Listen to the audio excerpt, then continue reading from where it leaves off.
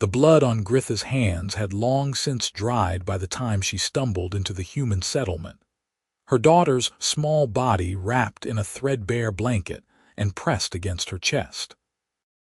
The orc woman's green skin was mottled with bruises, her tusks chipped from the beating she had taken when the clan elders discovered she had been hiding human refugees during the last raid. They had given her a choice: watch her daughter die for her betrayal or leave and never return. She had chosen exile, but exile meant starvation in these mountains, and her 5-year-old Mara was already burning with fever. The humans saw her coming and reached for weapons. Gritha raised one hand, the other keeping Mara secure, and sank to her knees in the dirt road. "Please," she said, her voice cracking. "Not me, her. She is sick. She will die." An older woman with silver hair stepped forward, her face carved with suspicion and something else, perhaps memory of her own children. "That's an orc child." "She is my daughter," Gritha said, and the desperation in her voice was raw enough to cut. "I will do anything. Please, I will work, I will serve. 8 years. Give me 8 years to earn her safety, and I will do whatever you ask." The crowd murmured. A young man with a pitchfork shook his head. "Orcs killed my brother last spring. Why should we help you?" Gritha's shoulders shook, but she kept her head bowed. "Because she is a child, because she has done nothing, because I am begging." The silver-haired woman looked at the bundle in Gritha's arms, at the small green hand that had slipped free of the blanket, fingers curled in fever sleep. She sighed. "Bring her to the healer's house. We'll discuss terms after." The terms were harsh. Gritha would work for the village magistrate's household, cleaning, hauling, whatever they demanded. She would live in the barn. She would not speak to the village children. She would not leave the property without permission. 8 years, and in exchange, Mara would be fed, sheltered, and taught alongside the human children. When the 8 years ended, both would be free to go. Gritha signed the contract with a thumbprint, unable to read the human script. She did not care what it said. Mara was already sleeping in a real bed, her fever broken by the healer's medicines. That was enough. The first year was the worst. The magistrate's wife, Helena, treated Gritha like a dangerous animal, never turning her back, always watching with narrowed eyes. The work was endless.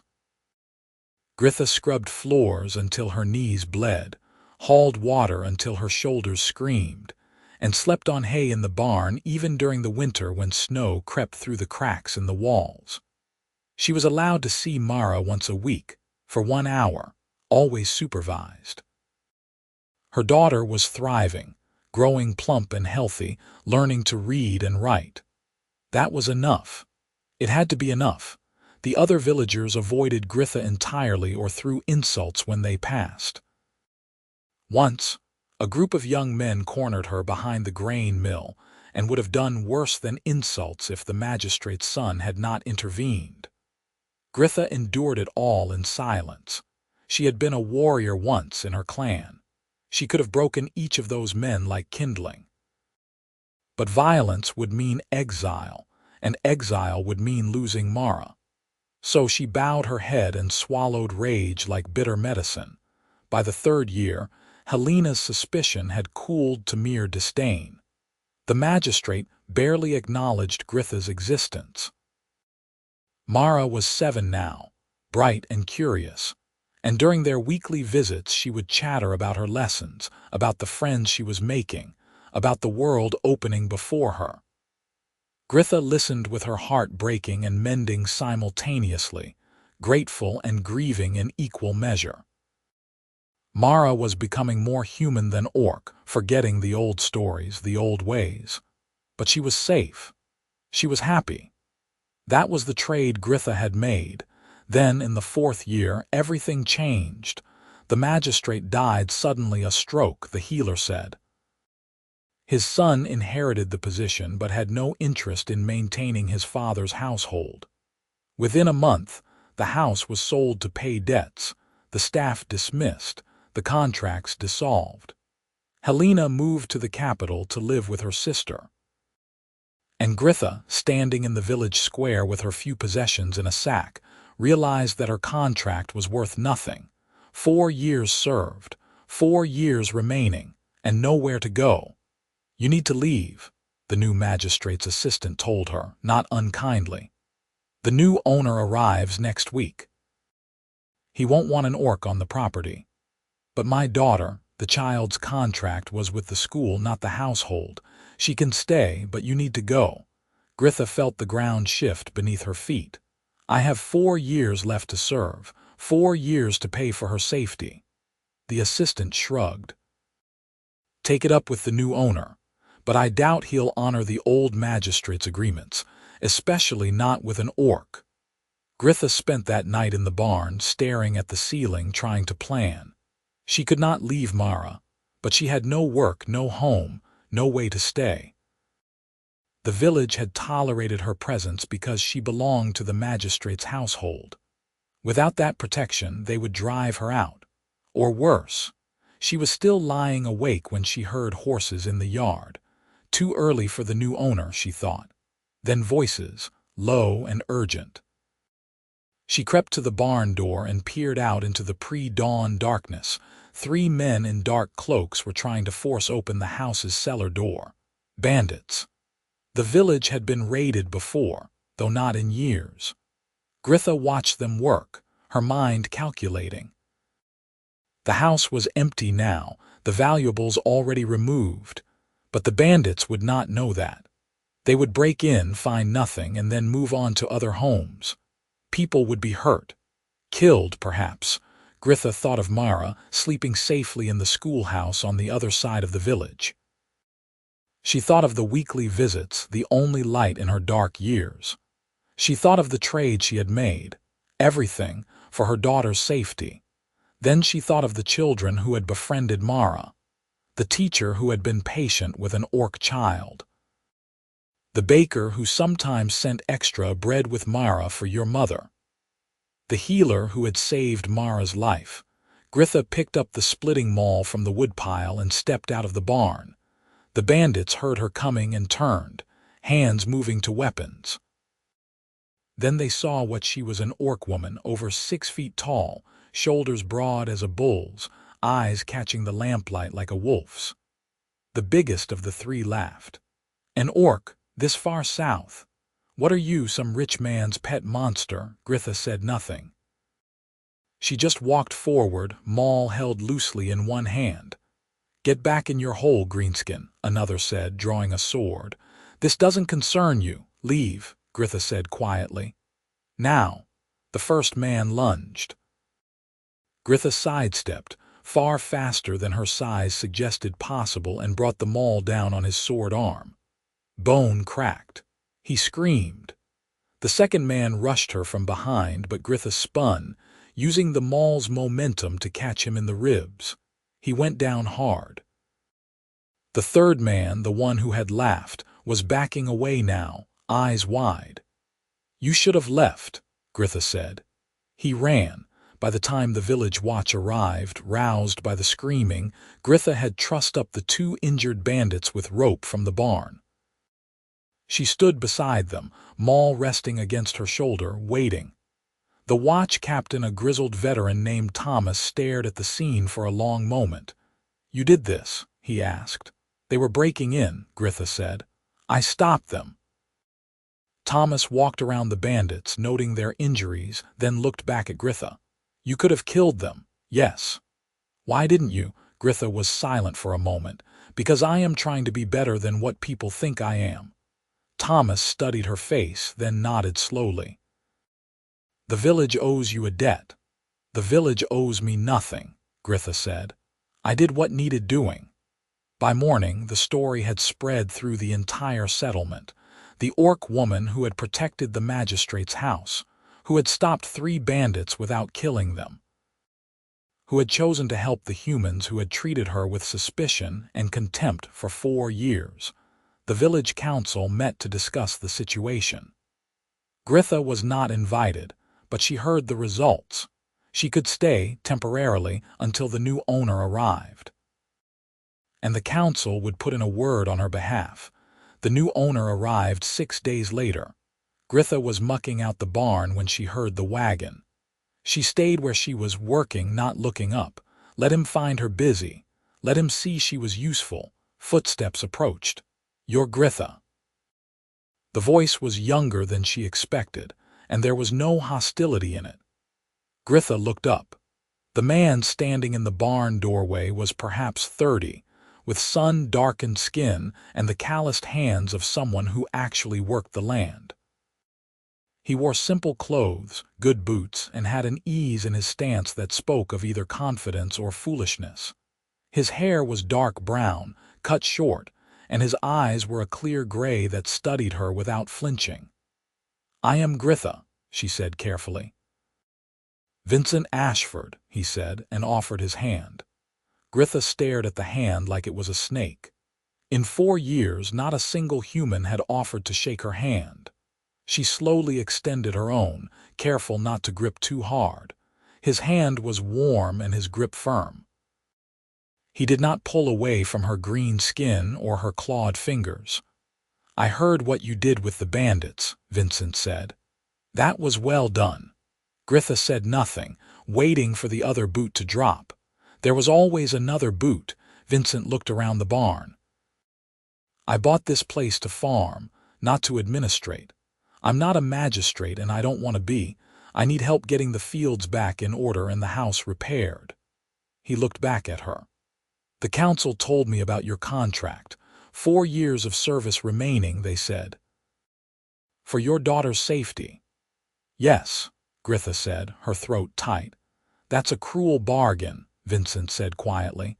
"A parent's love shouldn't be traded like a commodity." Gritha felt something dangerous bloom in her chest, hope maybe, or just the memory of being treated like a person. She crushed it down. "But it is the bargain I made." Vincent was quiet for a long moment.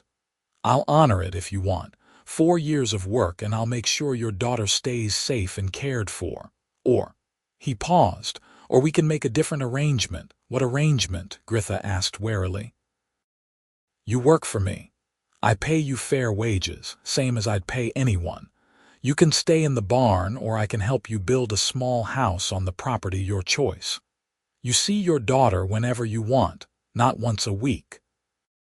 And when you've earned enough money to feel secure or when you just want to leave, you're free to go, no contract, no debt." Gritha stared at him. "Why would you do that?" "Because the old way was wrong," Vincent said simply. "And because I need help and you clearly know how to work. And because your daughter shouldn't grow up seeing her mother only 1 hour a week." He paused. "And because you put yourself between bandits and a village that hasn't been particularly kind to you. That says something about your character." Gritha felt her eyes burning. She turned away, gripping the pitchfork handle. "You do not know me. I was a warrior. I have killed people." "Were you a murderer?" Vincent asked. "No." "A bandit?" "No." "Did you eat anyone?" There was a hint of humor in his voice. Gritha turned back, startled. "What? No." "Orcs do not, we are not." She saw the small smile on his face and realized he was joking, teasing her, like she was a person, not a monster. "That is not funny." "It's a little funny," Vincent said. "Look, I don't care what you were. I care what you are. And what you are is someone who needs a job and a place to stay. I'm offering both. Fair terms, your choice." Gritha's hands were shaking. "I accept." "Good," Vincent said. "Then let's get to work. These fields won't plow themselves." They worked side by side that first day, and Gritha kept waiting for the trap. For Vincent to reveal the true cost, the hidden cruelty. But he just worked, steady and focused. And when the sun was high, he shared his lunch with her, bread and cheese and apples. Nothing fancy, but offered without hesitation. When evening came, he showed her the room above the barn that could be hers if she wanted it, separate from the hay and animals, with a real bed and a window. "It needs cleaning," he said apologetically, "but it's weathertight." Gritha looked at the space, small but private, with walls and a door that closed, 4 times the size of where she had been sleeping. "This is acceptable," she said, which was the closest she could come to expressing the gratitude trying to choke her. Vincent nodded. "I'll let you settle in. Tomorrow we'll start on the north field. Oh, and," he paused at the door, "you should bring your daughter by. Let her see where you're living. The school is only a mile down the road. She could visit after lessons if you both want." Then he was gone, leaving Gritha standing in her new room, tears finally spilling down her cheeks. The next morning, Vincent knocked on her door before dawn. Ready to work, they fell into a routine. Vincent had been a soldier, Gritha learned before he bought the farm. He had served on the northern border, seen combat, and decided he wanted a quieter life. He knew how to work hard and he expected the same from others, but he was fair. He taught Gritha about the crops he wanted to plant, the repairs the house needed, the way a farm should function. In turn, Gritha brought her warriors discipline and strength to the labor. She could lift more than he could, work longer without tiring. Together they were formidable. Mara visited on the 3rd day. Gritha was mending a fence when she heard her daughter's voice calling her. She turned to see Mara running up the path, satchel bouncing against her hip, face bright with joy. Gritha dropped the hammer and caught her daughter in her arms, holding her tight enough to make Mara squeak with laughter. "Mama, you are crushing me." "I am sorry," Gritha said, loosening her grip but not letting go. "I am just happy to see you." "The teacher said I could come every day after lessons if I wanted," Mara said breathlessly. Can I come every day?" "Yes," Gritha said, her voice breaking. "Yes, little one, every day." Vincent appeared from the house, wiping his hands on a rag. He smiled at Mara. "You must be the famous daughter. I'm Vincent." Mara studied him with the solemn intensity only children can muster. "You are the new owner." "I am." "Are you kind to my mama?" Vincent glanced at Gritha, then back to Mara. "I'm trying to be. Do you think I'm succeeding?" Mara looked at her mother. Gritha nodded, unable to speak. Mara turned back to Vincent. "Then I suppose you are acceptable." Vincent laughed, a genuine sound of delight. High praise. "Would you like some cider?" "I was just about to take a break." They sat together on the porch, Gritha, Mara, and Vincent, drinking cold cider and eating the cookies the baker had sent with Mara. It was the most ordinary moment Gritha had experienced in 4 years, and it felt like a miracle. As weeks turned to months, the pattern held. Gritha worked the farm with Vincent, their partnership becoming smoother and more efficient. Mara visited every day, often staying until dusk, doing her schoolwork at the kitchen table while Gritha prepared dinner. Vincent treated Mara with easy kindness, answering her endless questions with patience, teaching her to identify birds and plants, letting her help with small tasks. The village's attitude began to shift. It helped that Vincent was well liked. He was friendly, paid his debts promptly, and didn't put on airs despite being educated and relatively wealthy.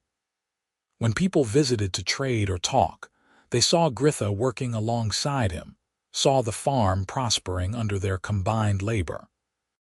Saw Mara, bright and happy, chattering about her studies. Thomas, the watch captain, stopped by one afternoon.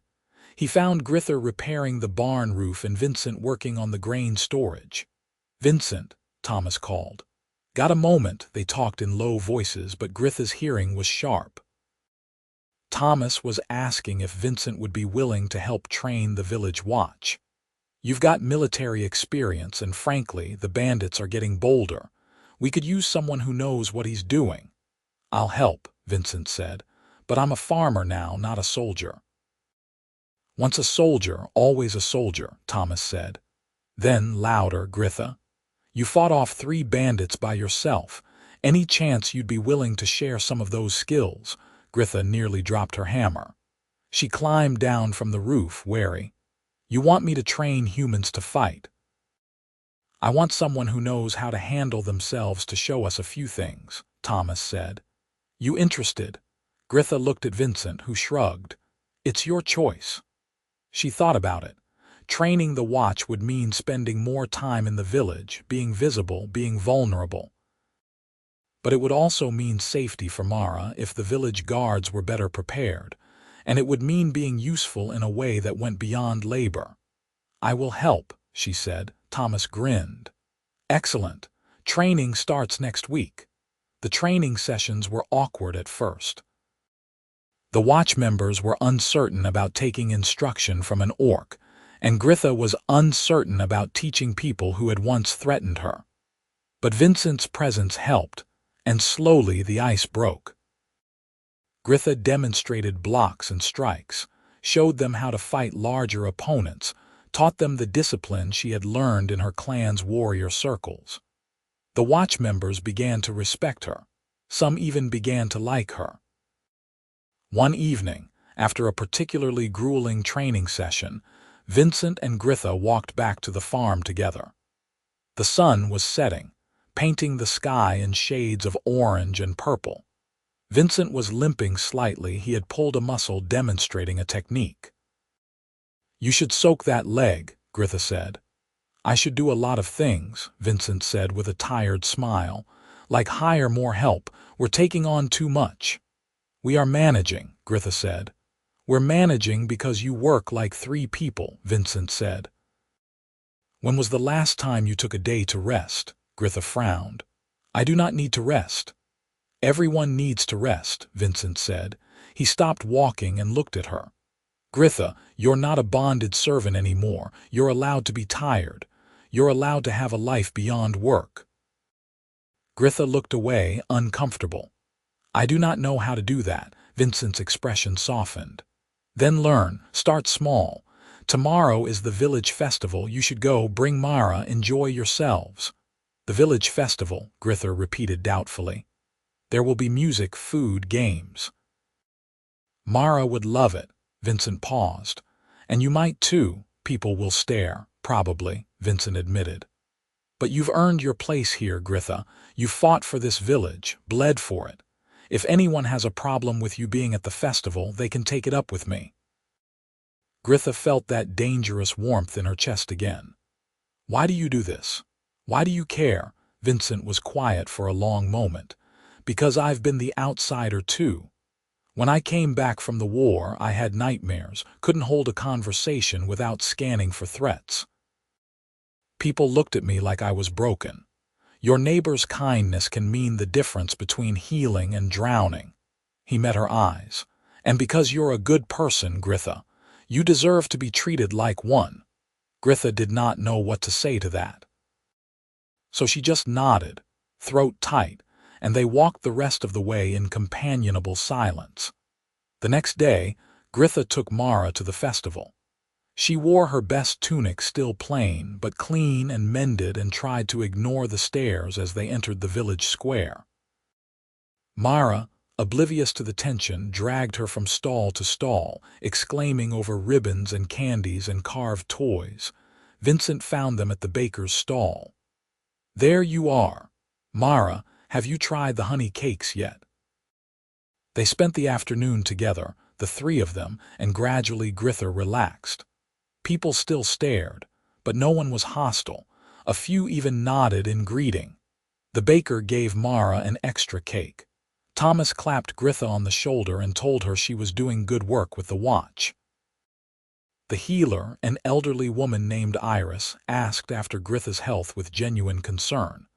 As evening fell, musicians began to play. Couples danced in the square.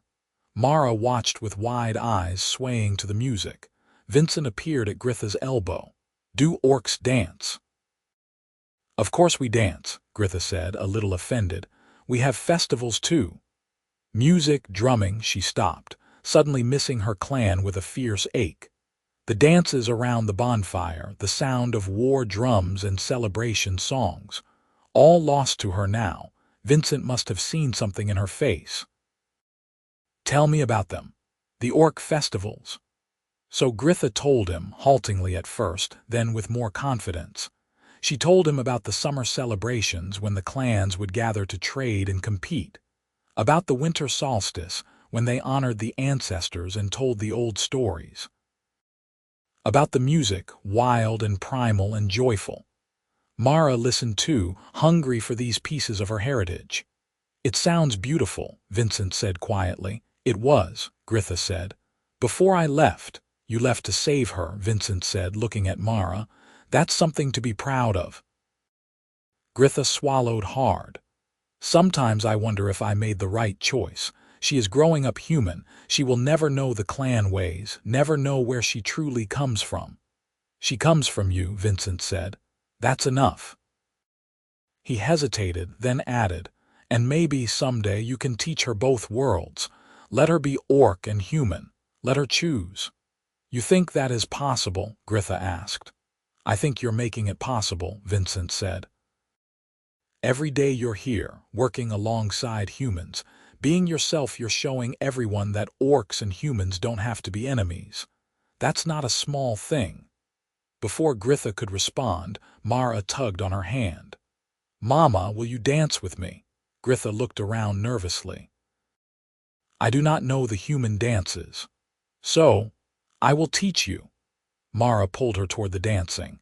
Vincent followed, grinning.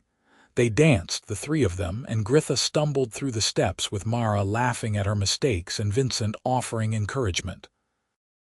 Other dancers gave them space, but the hostility Gritha had expected never materialized. Instead, she saw curiosity, cautious acceptance, and in some faces the beginning of respect. When they finally walked back to the farm, Mara asleep in Gritha's arms, Vincent said, "Today was good." "Yes," Gritha agreed. "It was." Summer deepened. The crops grew tall and green. Gritha's room above the barn became a real home. Mara helped decorate it with wildflowers and drawings, and Vincent contributed a bookshelf filled with volumes he thought Gritha might enjoy. She was learning to read slowly, sounding out words in the evenings while Mara did schoolwork. It was frustrating and difficult, but also deeply satisfying. The watch training continued. Gritha became a familiar sight in the village, her green skin and tusks no longer cause for alarm. Children who once hid behind their mother's skirts now waved to her. The blacksmith consulted her about weapon balance. The carpenter asked her opinion on structural repairs, and through it all, Gritha found herself increasingly aware of Vincent.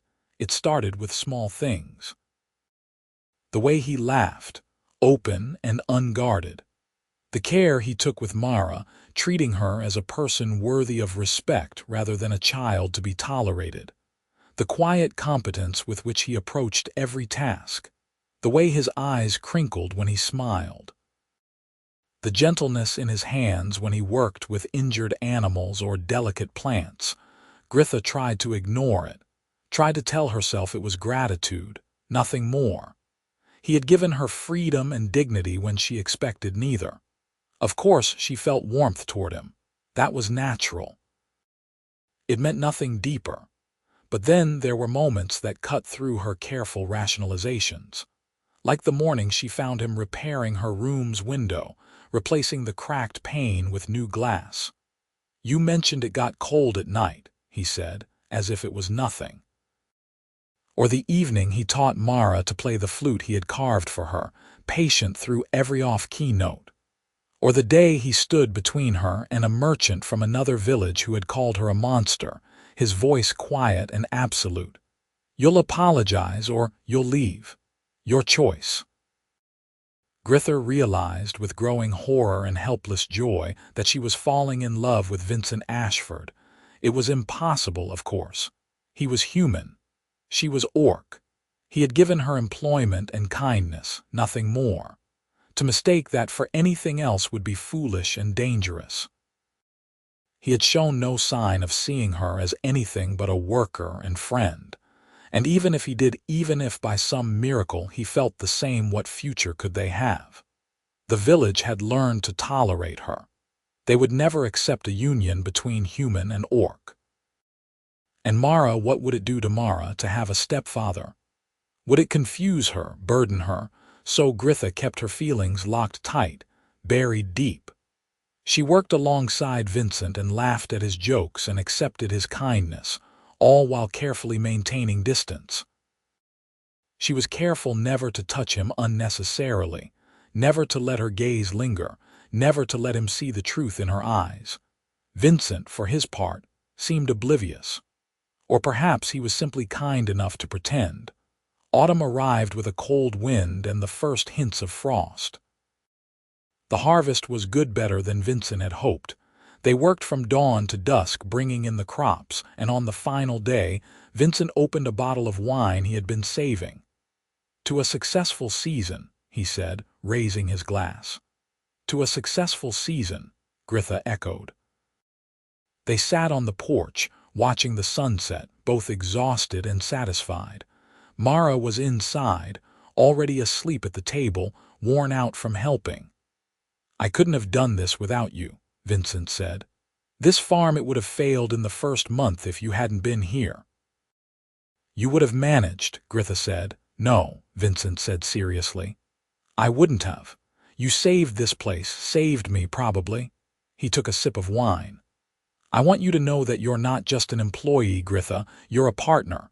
This farm belongs to both of us as far as I'm concerned." Gritha's heart clenched. "Vincent, I cannot accept. I'm not asking you to accept anything," he said. "I'm just stating a fact. You've earned it. Your labor, your dedication, you've put as much into this land as I have. More, maybe." He looked at her. "I want to make it official, legal partnership. Equal shares." Gritha stared at him. "Why would you do that?" "Because it's right," Vincent said. "And because," he stopped, seeming to struggle with words, "because I trust you, more than I've trusted anyone in a long time. Because when I think about the future, about this farm, I can't imagine it without you." The words hung in the air between them. Gritha could barely breathe. "I do not understand." Vincent set down his wine glass. "Gritha, he ran a hand through his hair, frustrated. "I'm not good at this. Words, feelings, but I need you to know that you're important to me. You and Mara both. He stopped again, then said in a rush, "Your family." The word hit Gritha like a blow. Not love then, not romance, family. She should be grateful, she should be happy. Family was more than she had ever expected to have again, so why did it hurt? "That is kind of you to say," she managed. Vincent looked at her strangely. "It's not kindness, it's the truth." He hesitated, then said, "Gritha, have I done something to offend you? You seem distant lately." "No," Gritha said quickly. "You have been nothing but good to me. I am just—" She searched for an excuse. "Tired. The harvest was difficult." "Then you should rest," Vincent said, but he sounded unconvinced. "Take tomorrow off. Sleep late. Spend time with Mara. I can handle the daily tasks." "I do not need, please," Vincent said. "For me, let me take care of things for one day." Gritha nodded, not trusting her voice. She stood. "I should bring Mara to bed." "Gritha," Vincent said, and there was something urgent in his voice. She turned back. He opened his mouth, closed it, then shook his head. "Never mind. Sleep well." Gritha carried Mara to their room and lay awake most of the night, Vincent's words echoing in her mind. Family. She told herself it was enough. It had to be enough. The next morning, Gritha woke to find Vincent already gone, probably checking the livestock. She made breakfast and tried to follow his instructions to rest, but restlessness drove her outside. She decided to take Mara on a walk through the woods, something they had not done in months. They were a mile from the farm when Gritha smelled smoke, not wood smoke, not cooking fires. Something bigger, hotter. She grabbed Mara's hand. "We need to go back now." They ran. As they got closer, Gritha could see the smoke rising above the trees. Her heart hammered. Please, not the farm. Please. But it was the farm. The barn was ablaze, flames tearing through the old wood, and in front of it, holding a torch and a sword, was a figure Gritha recognized with cold dread. Raxar, a warrior from her old clan. Vincent was on his knees in the dirt, hands bound, blood running from a cut above his eye. 2 more orcs stood guard over him. "Mama," Mara whispered, terrified. "Stay behind me," Gritha said. She stepped into the clearing. "Raxar!" The big orc turned, grinning to show his tusks. "Gritha, we wondered where you had gone. Took us 4 years to find you." He looked at Mara, his expression darkening. "And there is the traitor spawn. Good. The elders want to see you both." "Leave them alone," Gritha said, moving forward. "Your fight is with me." "Our fight is with all traitors," Raxar said. "You sheltered human refugees. You abandoned the clan. You live among humans like a pet," he spat. "You have forgotten what you are." "I have not forgotten," Gritha said quietly. "I chose a different path. That is not betrayal. That is survival." "You chose weakness," Raxar snarled. He gestured to Vincent. "Is this your human? Does he keep you like a dog?" "He is my friend," Gritha said. "And you will release him." Raxar laughed. "Or what? You will fight all 3 of us. You are a good warrior, Gritha, but you are outnumbered." "Then let us make it fair," Gritha said. She pushed Mara gently toward the trees. "Run to the village. Get Thomas and the watch. Go." Mara hesitated. "Mama, go." Mara ran. Raxar moved to pursue, but Gritha was faster. She crashed into him like a landslide, driving him back. They went down in a tangle of limbs. Gritha got an elbow into his ribs, rolled away, came up ready. The other 2 orcs rushed her.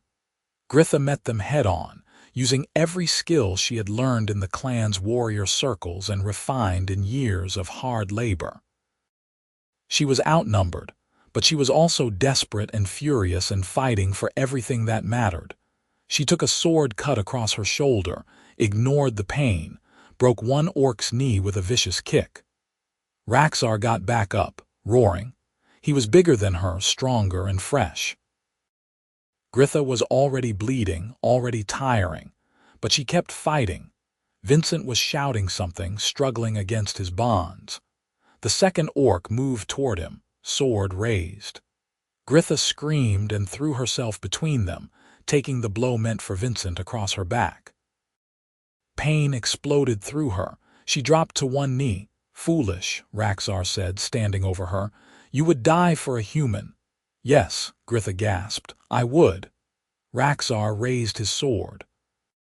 Gritha closed her eyes, hoping Mara had made it to the village, hoping Vincent would survive, hoping the sound of a sword hitting sword. Gritha opened her eyes. Vincent had somehow gotten free of his bonds and grabbed a fallen weapon. He stood between her and Raxar, bleeding and battered but unbroken.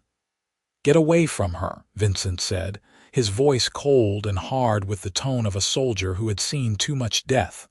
Raxar looked at him with contempt. "Human, you cannot." Vincent moved, fast, precise, brutal. Not a farmer's movements, but a veteran's.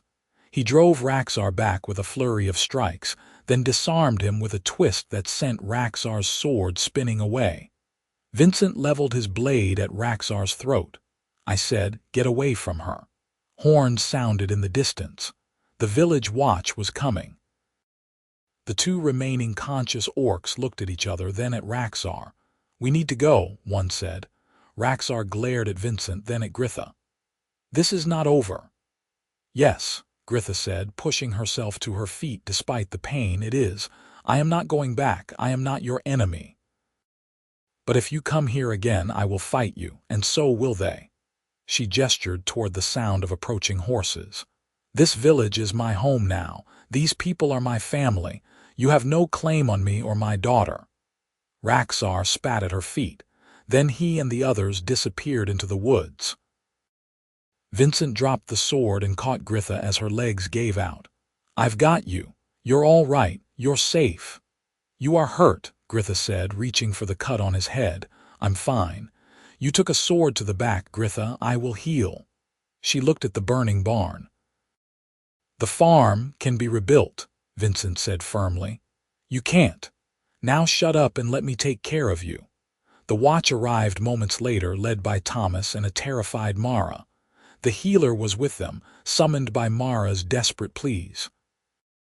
They put out the fire too late to save the barn, but early enough to stop it spreading. Iris tended to Gritha's wounds, tusking over the sword cut, but declaring it clean. Vincent's injuries were minor, mostly bruises. That night, with the barn a smoking ruin and Gritha bandaged and resting in Vincent's house, he had insisted. Overriding all her protests, Thomas organized patrols to watch for the orcs' return. But Gritha knew they would not come back. Raxar had seen the village's response, seen humans willing to defend an orc. He would report to the elders that Gritha was lost to them, not worth the risk of conflict. Vincent sat beside Gritha's bed, refusing to leave. "You could have died," he said, his voice rough. "So could you," Gritha countered. "You should not have fought. You could have been killed." "You think I could watch you die and do nothing?" Vincent demanded. His hands were shaking. "You think I could just—" He stopped, took a breath. "Gritha, when I saw that sword coming at you, He put his head in his hands. "I cannot lose you, I cannot." Gritha felt her carefully maintained walls crumbling. "Vincent, let me finish," he said. "Please." He looked up and his gray eyes were fierce. "I told you that you were family." "That was true, but it wasn't complete.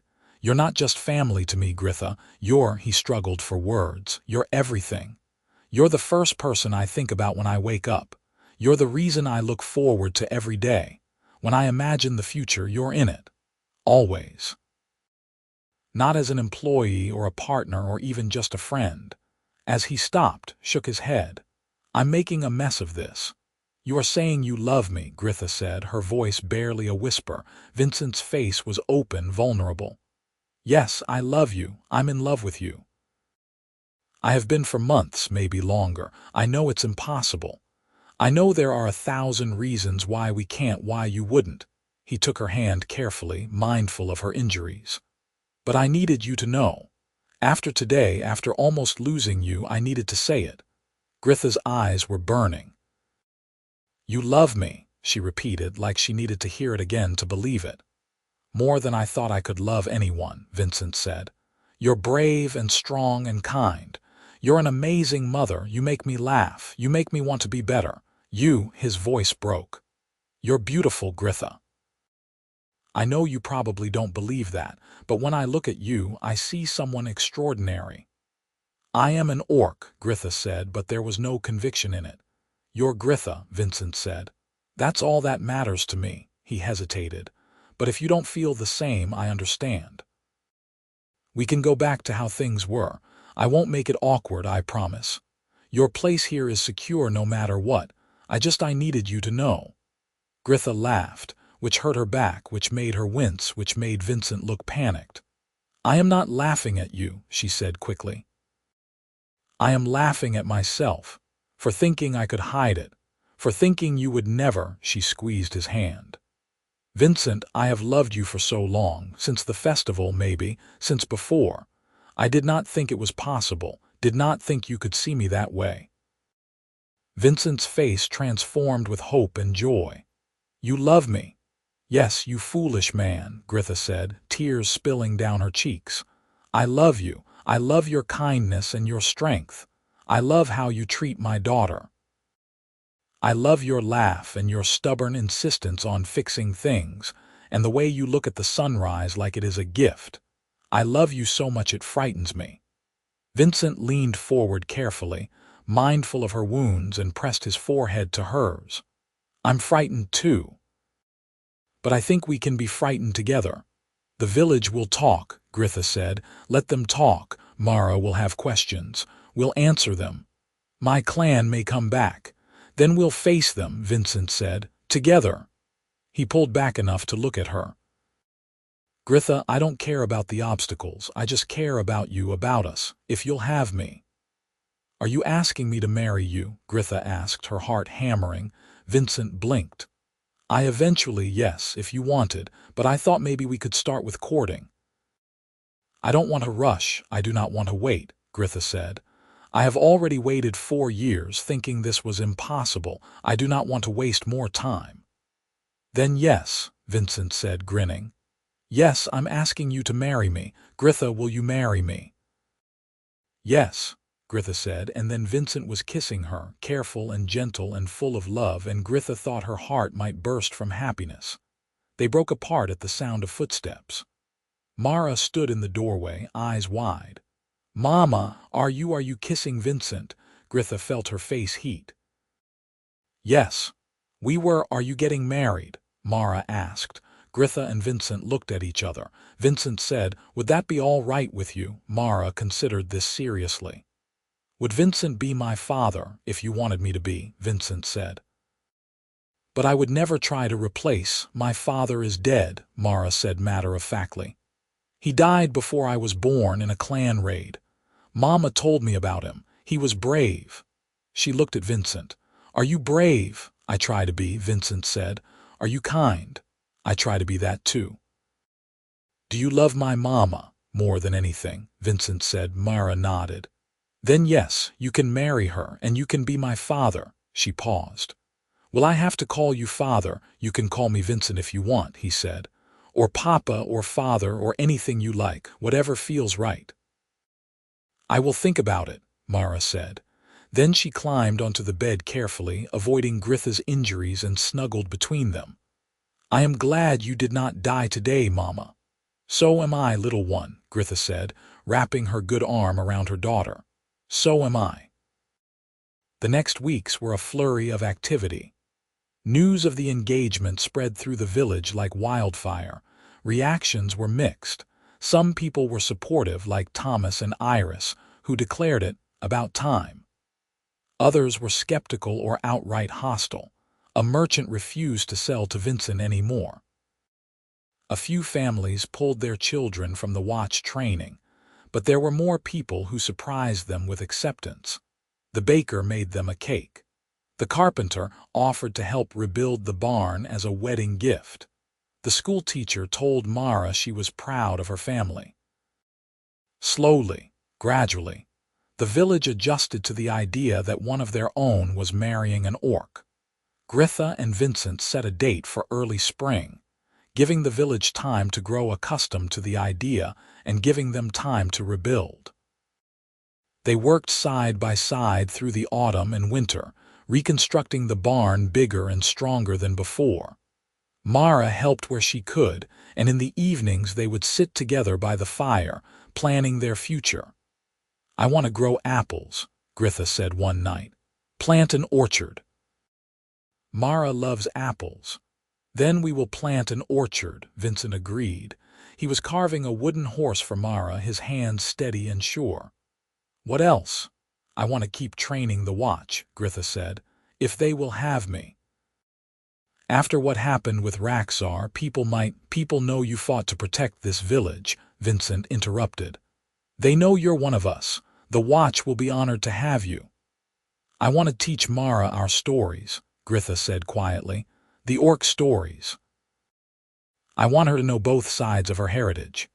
Then teach her, Vincent said. Teach me too. I want to know where you come from, who you are.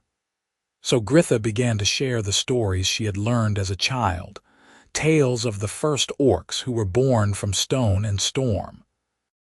Stories of great warriors and wise elders, songs of celebration and mourning. Vincent listened with rapt attention, and Mara soaked it all in like dry earth soaks up rain. Winter deepened. The farm settled into a quiet rhythm. And then, 2 weeks before the wedding, Raxar returned.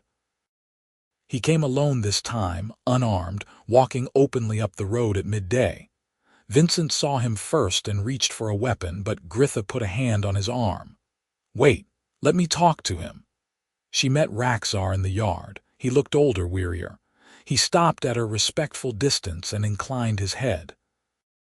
Gritha? Raxar, why are you here? I came to apologize, he said. The words clearly cost him. The elders sent me to kill you, to bring back your daughter. I failed, but more than that, he paused. I was wrong. You are not a traitor. You are a mother who protected her child. That is not weakness. That is strength. Gritha stared at him. What changed your mind? I have a daughter now, Raxar said simply. 3 months old. And when I hold her, I think about what I would do to keep her safe. What I would sacrifice. I would do what you did. I would choose her over the clan, over honor, over everything. He looked at Mara, who was peeking out from behind Vincent. You made the right choice. Thank you, Gritha said quietly. The elders have declared you out clan, Raxar said. You will never be welcomed back. But they have also declared your debt paid. They will not pursue you or your daughter. You are free. He reached into his pack and pulled out a bundle wrapped in cloth. This belonged to your mother. I thought you might want it. Gritha unwrapped the bundle. Inside was a ceremonial knife, the blade etched with clan symbols, the handle wrapped in worn leather. She had seen her mother carry this knife every day of her life until the fever took her. Gritha's hands shook as she held it. How did you get this? I asked for it, Raxar said. Told the elders it should go to you. They agreed. He looked at Vincent, assessing. Your human fought well, like a true warrior. You have chosen well. I know, Gritha said. Raxar nodded. Then I will go. Live well, Gritha. Raise your daughter in peace. He turned to leave, then paused.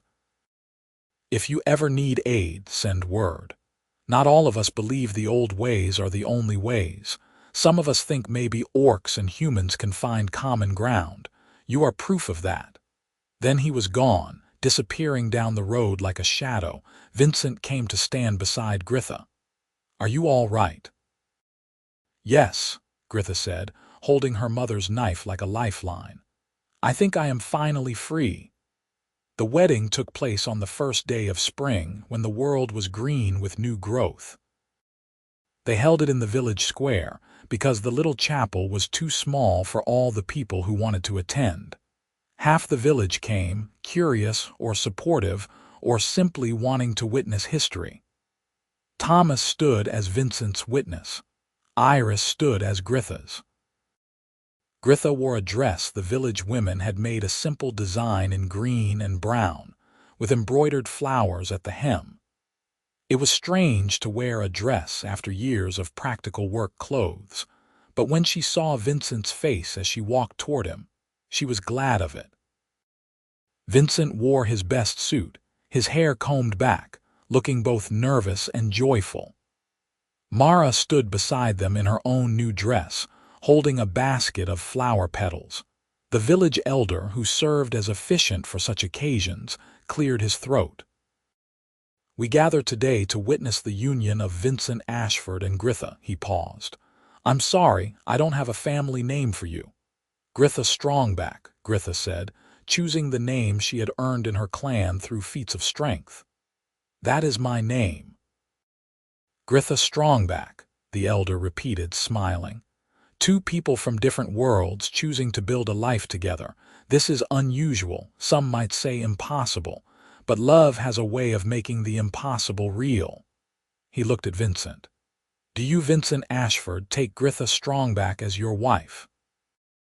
To honor and cherish in joy and hardship for all your days? I do, Vincent said, his voice clear and strong. The elder turned to Gritha. Do you, Gritha Strongback, take Vincent Ashford as your husband, to honor and cherish in joy and hardship for all your days? I do, Gritha said, and her voice only shook a little. Then, by the authority granted to me by this community, I declare you married. You may, the elder stopped, looking uncertain. I'm not sure of the proper custom. Do orcs kiss at weddings? We do, Gritha said.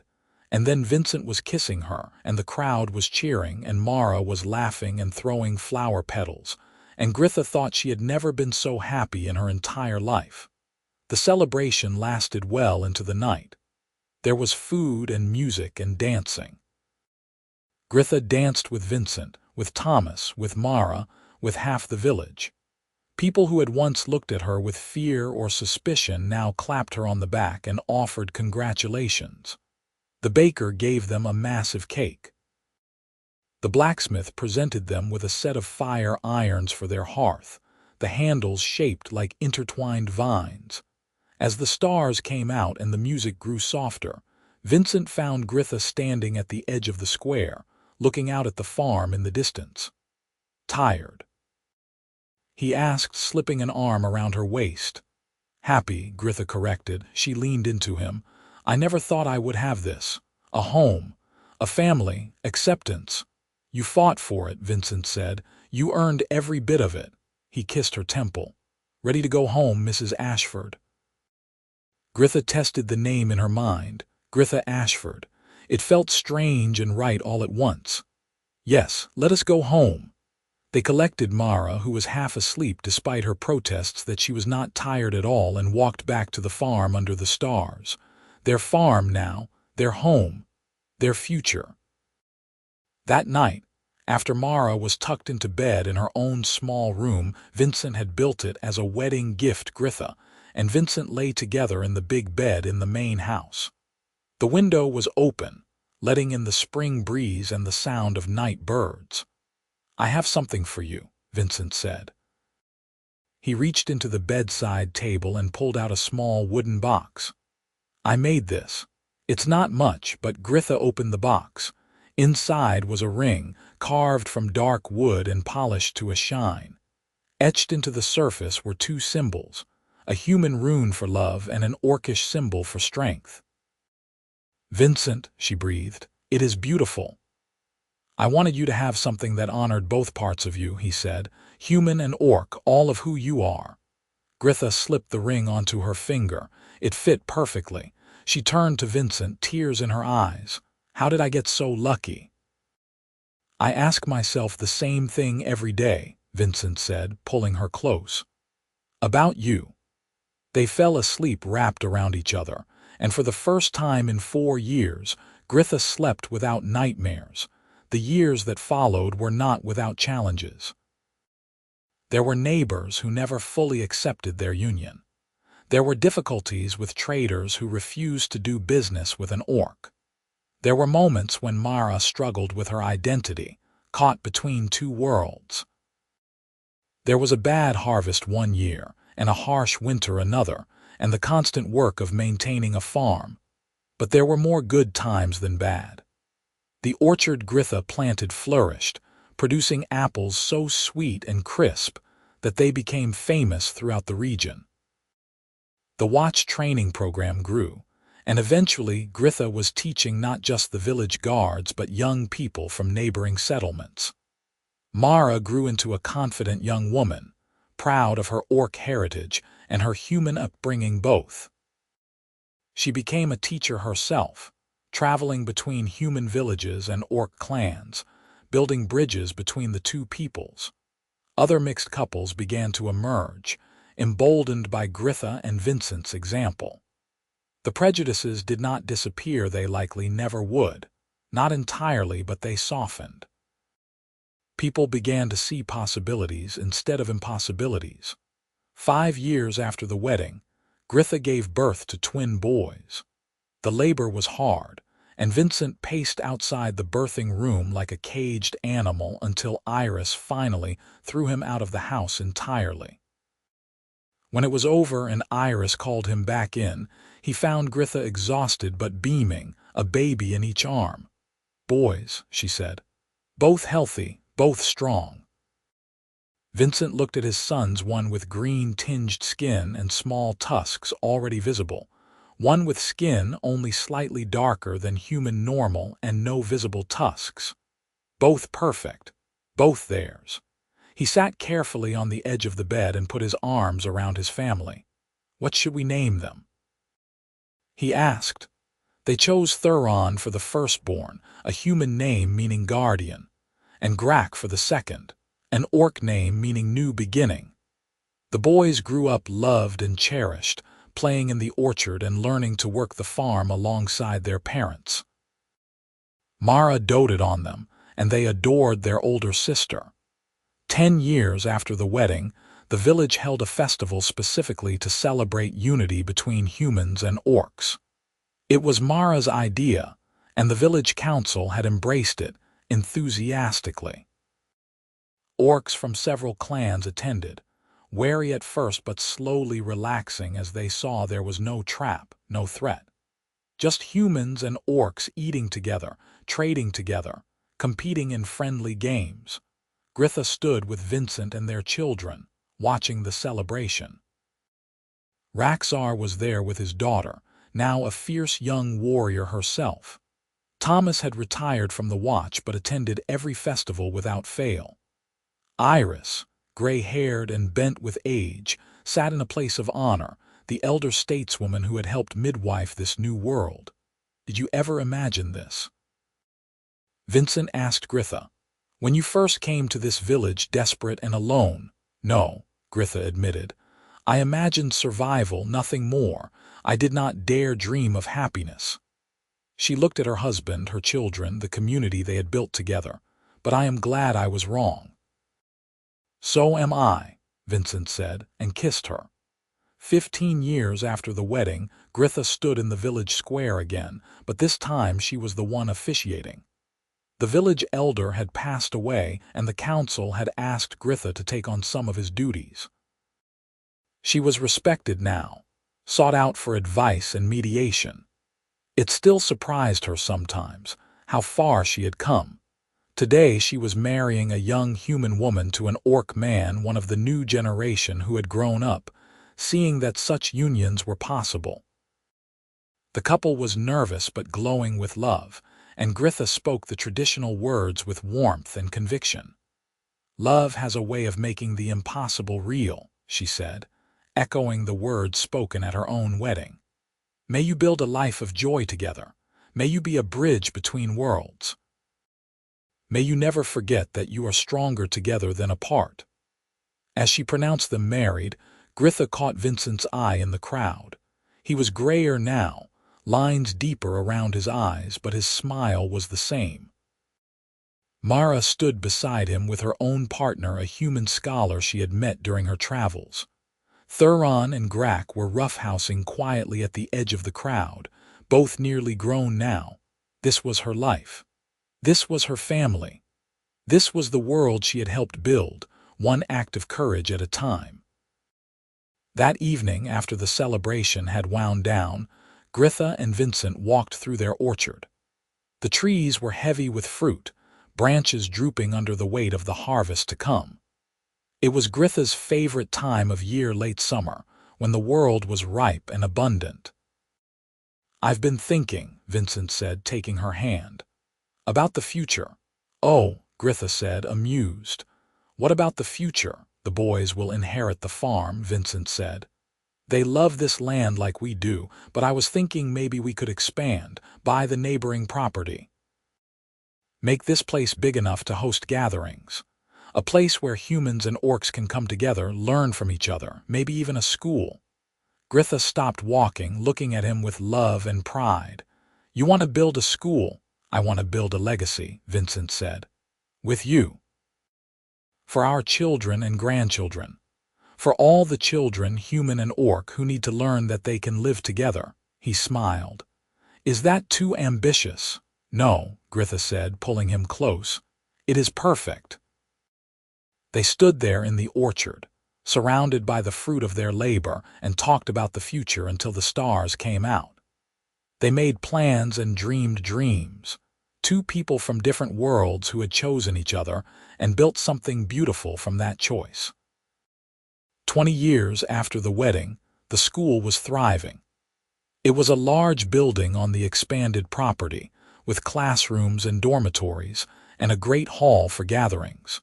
Human and orc children studied together, learning history and mathematics and agriculture and combat. They learned each other's languages and customs. They learned that differences were not something to fear but something to celebrate. Gritha taught combat and philosophy. Vincent taught agriculture and history. Mara taught languages and diplomacy. Thuron and Grak, now grown men with families of their own, helped run the farm and maintain the property. The place was always full of life and laughter and learning. One spring morning, Gritha woke early and walked through the grounds.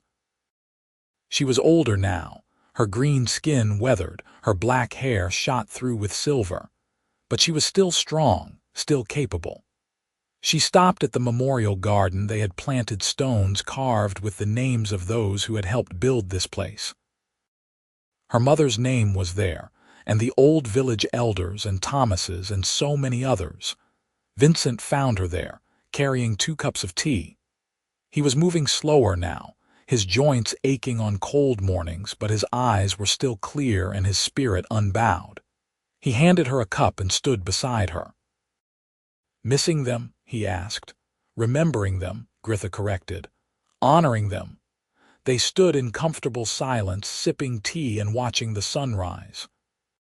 Students began to emerge from the dormitories, heading to breakfast, their voices a cheerful cacophony of human and orcish languages mixed together.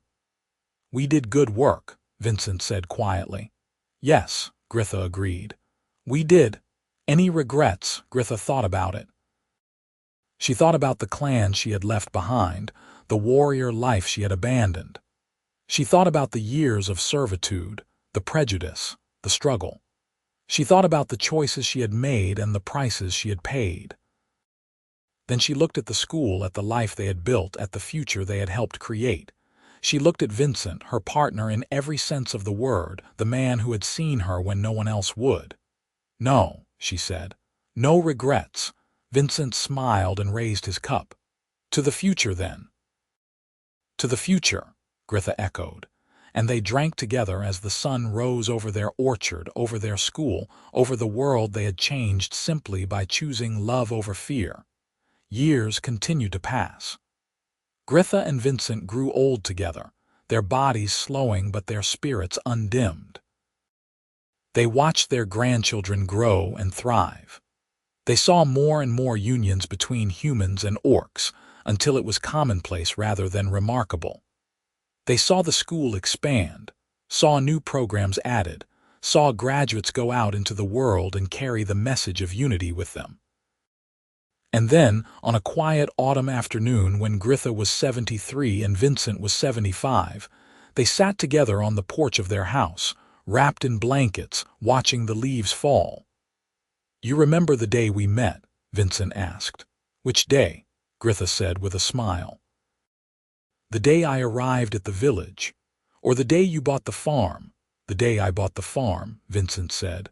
"I walked into that barn and saw you mucking out stalls, and I thought, that's the saddest person I've ever seen." "I was sad," Gritha admitted. "I thought I would spend the rest of my life in servitude, that my daughter would grow up ashamed of her mother, that I would never know joy again." "And now?" Vincent asked. Gritha looked at him, at the life they had built, at the sunset painting the sky in shades of gold and crimson. "Now I am the happiest person I know." Vincent took her hand. "Me too." They sat in silence, fingers intertwined, and watched the day end. Gritha passed away first in her sleep on a winter night. Vincent held her hand as she went, telling her stories of their life together, reminding her of all the joy they had shared. When she took her last breath, he kissed her forehead and whispered, "Thank you for choosing me." The funeral was enormous. People came from hundreds of miles away, humans and orcs, students and teachers, farmers and warriors, everyone whose life Gritha had touched. They told stories of her courage, her kindness, her strength. They spoke of how she had changed the world simply by refusing to give up, by choosing love, by building bridges instead of walls. Mara spoke, her voice strong despite her tears. "My mother traded 8 years of service for my safety. She was prepared to sacrifice everything for me. But a farmer named Vincent Ashford ended that servitude in one day by offering her something no one else had: dignity, respect, and eventually love. Together, they built a life that showed us all what was possible. They taught us that differences are not barriers but opportunities. That love is stronger than prejudice. That family is not defined by blood but by choice." They buried Gritha in the memorial garden under an apple tree she had planted herself. Her stone read, Gritha Strongback Ashford, warrior, mother, teacher, bridge builder, beloved. Vincent lived another 2 years. He spent them working in the orchard, teaching his grandchildren and visiting Gritha's grave every day. He told her about the school, about the children, about the world they had created together. And when his time came, he went peacefully, with Mara holding one hand and Thuron the other, a smile on his face. They buried him beside Gritha and his stone reed. Vincent Ashford, soldier, farmer, teacher, bridge builder, beloved. The school continued. The orchard continued. The work of building a better world continued, carried forward by new generations who had learned from Gritha and Vincent's example. And in the village square they erected a statue. An orc woman and a human man standing side by side, hands clasped, looking toward the future with hope and determination. Beneath the statue, an inscription: "Love builds bridges, courage crosses them, may we always have both." And so the story of Gritha Strongback and Vincent Ashford became legend. Not the kind of legend full of dragons and magic, but the more important kind, the legend of ordinary people who chose to be extraordinary, who looked at a divided world and said, "We can do better." Who proved that love could indeed conquer hate, that understanding could overcome prejudice, that two people from different worlds could build a life together, and in doing so, change the world. Their legacy lived on in every mixed couple who found the courage to love openly. In every child, human or orc or both, who grew up believing they belonged. In every community that chose unity over division. In every person who looked at someone different and chose to see possibility instead of threat. The orc woman had traded 8 years of service for her daughter's safety. A farmer had ended it in one day with simple kindness. And together, they had built something that would last forever. Proof that a better world was possible if only people had the courage to reach for it. And that, in the end, was the truest kind of happily ever after.